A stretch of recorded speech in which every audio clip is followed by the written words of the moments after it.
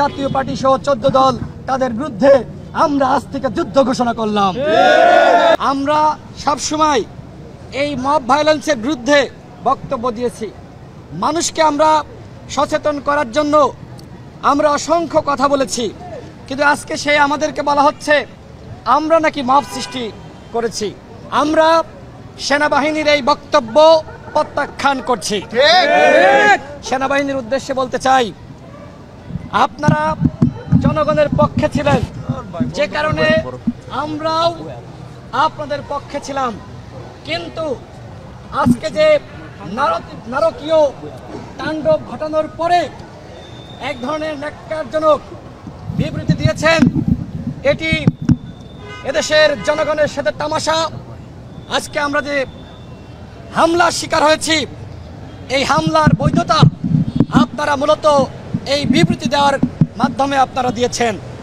মূলত এই বিবৃতি দিয়ে আপনারা আওয়ামী লীগের দোসর জাতীয় পার্টির পক্ষে অবস্থান করছেন, তাদের পক্ষে অবস্থান নিয়েছেন। আমি সেনাপ্রধানের উদ্দেশ্যে বলতে চাই, এই ঘটনায় অবশ্যই আপনাকে দায় নিতে হবে। যদি আপনি দায় না নিতে চাইতেন তাহলে অবশ্যই আপনি এই ধরনের বিবৃতি দেওয়ার আগে আরো ভেবে দেখতেন। দেখেন, আজকে আমরা এতটা বিমর্ষ, আমরা এতটা আহত, আসলে ঠিক মতন কথা বলারও অবস্থা নাই। সেই বিকাল থেকে আমরা অসংখ্যবার হামলার শিকার হয়েছি। প্রথমবার আমার উপর হামলা করা হয়েছে, এর প্রতিবাদে যখন মশাল মিছিল করা হয় তখন নুরুল হক নূর সহ আমাদের উপর সেনাবাহিনী এবং পুলিশ যৌথ হামলা চালিয়েছে। এখন সেনাবাহিনীর পক্ষ থেকে বলা হচ্ছে যে আমরা নাকি মব সৃষ্টি করছি এবং আমাদেরকে নাকি প্রতিহত করা হয়েছে। আপনারা যারা সাংবাদিক ভাইরা সেখানে ছিলেন, নুরুল হক নূর কি জাতীয় পার্টির কার্যালয়ের সামনে গিয়েছে? আমি কার্যালয়ের সামনে গিয়েছি, আমাদের নেতাকর্মীরা কেউ কিন্তু কার্যালয়ের সামনে যায়নি। কিন্তু যখন আমাদেরকে হামলা করা হয়েছে, রক্তাক্ত করা হয়েছে, তখন আমাদের নেতাকর্মীরা তারা কিন্তু জাস্ট প্রতিরোধ গড়ে তুলেছে। এইটা আমাদের জুলাই গণ অভ্যুত্থানের চেতনা। আজকে সেনাবাহিনী সেই আওয়ামী লীগের দোসর জাতীয় পার্টির পক্ষে অবস্থান নিয়ে যে ধরনের বিবৃতি প্রদান করেছে, এই বিবৃতিকে আমরা প্রত্যাখ্যান করছি, আমরা ধিক্কার জানাই এবং একই সাথে যারা এই ঘটনার সাথে জড়িত তাদেরকে অবশ্যই আইনের আওতায় আনতে হবে। ভারতীয় দালালেরা সাবধান।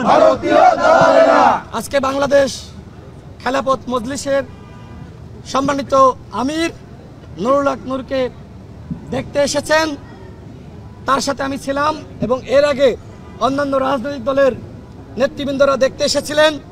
নুরুল হক নূর আইসিইউতে অত্যন্ত সংকটময় মুহূর্ত পাড়ি দিচ্ছে।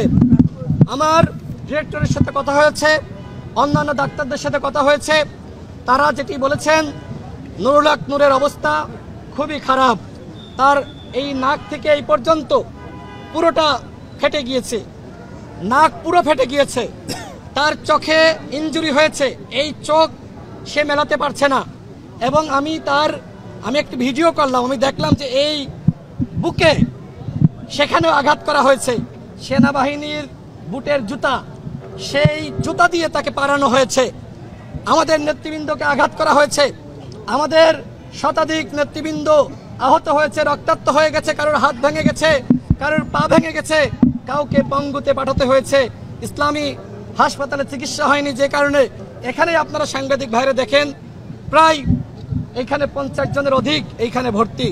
আজকে আমাদের উপর যেভাবে হামলা চালানো হয়েছে, যেটি মামুনুল হক সাহেব বললেন, এইটা আসলে এক ধরনের প্রথম একটা ট্রায়াল। এর পরবর্তীতে অন্যান্য দলের নেতাদের উপরে বা অন্যান্য দলের নেতাদের সাথে এই ধরনের ঘটনা ঘটতে পারে। সুতরাং এই জুলাইয়ের আমরা যে শক্তি, আমাদের সবাইকে একতাবদ্ধ হতে হবে। আওয়ামী লীগ এবং জাতীয় পার্টি বাংলাদেশে রাজনীতি করতে পারবে না, এইটা আমাদের জুলাইয়ের ঘোষণা ছিল। এখন আমরা স্পষ্টভাবে বলছি, সেনাবাহিনী যদি জাতীয় পার্টির পাশে দাঁড়ায়, আওয়ামী লীগের পাশে দাঁড়ায়, তাহলে কিন্তু এই সেনাবাহিনীর প্রতি মানুষের যে আস্থা বিশ্বাস ছিল সেইটা কিন্তু আর থাকবে না। সুতরাং সেনাপ্রধানকে বলবো, এই ঘটনার দায় আপনি না নিয়ে বরং এর সাথে যারা জড়িত তাদের শাস্তির আওতায় আনুন। আজকে মব বলে আমাদের উপর হামলার যে বৈধতা দেওয়া হচ্ছে, এইটা কি এই বাংলাদেশে কাম্য হতে পারে? যে নুরুল আকনূর ঘোষণা দিয়েছিল সরকারের 90% পতন হয়ে গেছে, 10% ধাক্কা দাও। আওয়ামী লীগের আমলে আমরা 22 বার হামলার শিকার হয়েছি, আর এই অন্তর্বর্তীকালীন সরকারের আমলে আমরা রক্ত দিচ্ছি, আমাদের মেরে রক্তাক্ত করে আইসিইউতে পাঠানো হচ্ছে। এইটাই কি সংস্কার? এইটাই কি বিচার? এইটাই কি নতুন বাংলাদেশ? তাহলে এই সরকার আসলে কি করলো? ডক্টর মোহাম্মদ ইউনূসকে বলবো, আপনাকে 24 ঘন্টার আলটিমেটাম দেওয়া হলো। এই ঘটনার সাথে যারা জড়িত সেনাবাহিনী এবং পুলিশের যারা জড়িত তাদেরকে বিচারের আওতায় আনবেন। একই সাথে আইজিপি এবং ডিএমপি কমিশনার এই দুজনকে অবশ্যই পদত্যাগ করতে হবে। যে পুলিশ মানুষ মারে, আমার আর বক্তব্য নাই। বাংলাদেশ খেলাফত মজলিসের নেতৃবৃন্দকে ধন্যবাদ যে তারা নুরুল হক নূরকে দেখতে এসেছেন। নুরুল হক নূর হামলার শিকার হয়েছে, আইসিইউতে আছে। আবার নতুন ভাবে আমাদের অভ্যুত্থান শুরু হলো। আমাদের সেই অভ্যুত্থান হলো যে ফ্যাসিবাদী কাঠামো আওয়ামী লীগ প্রতিষ্ঠা করেছিল, সেইটাকে হাসিনার মতন দিল্লি পাঠানো।